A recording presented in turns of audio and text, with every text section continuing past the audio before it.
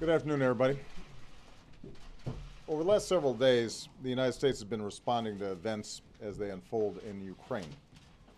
Now, throughout this crisis, we have been very clear about one fundamental principle. The Ukrainian people deserve the opportunity to determine their own future. Together with our European allies, we have urged an end to the violence and encouraged Ukrainians to pursue a course in which they stabilize their country, forge a broad-based government, and move to elections this spring.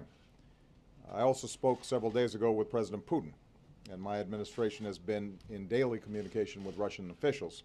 And we've made clear that they can be part of an international community's effort to support the stability and success of a united Ukraine going forward, which is not only in the interest of the people of Ukraine and the international community, but also in Russia's interests. However, we are now deeply concerned by reports of military movements taken by the Russian Federation inside of Ukraine. Russia has a historic relationship with Ukraine, including cultural and economic ties, and a military facility in Crimea. But any violation of Ukraine's sovereignty and territorial integrity would be deeply destabilizing, which is not in the interest of Ukraine, Russia, or Europe. It would represent a profound interference in matters that must be determined by the Ukrainian people. It would be a clear violation of Russia's commitment to respect the independence and sovereignty and borders of Ukraine and of international laws. And just days after the world came to Russia for the Olympic Games, it would invite the condemnation of nations around the world.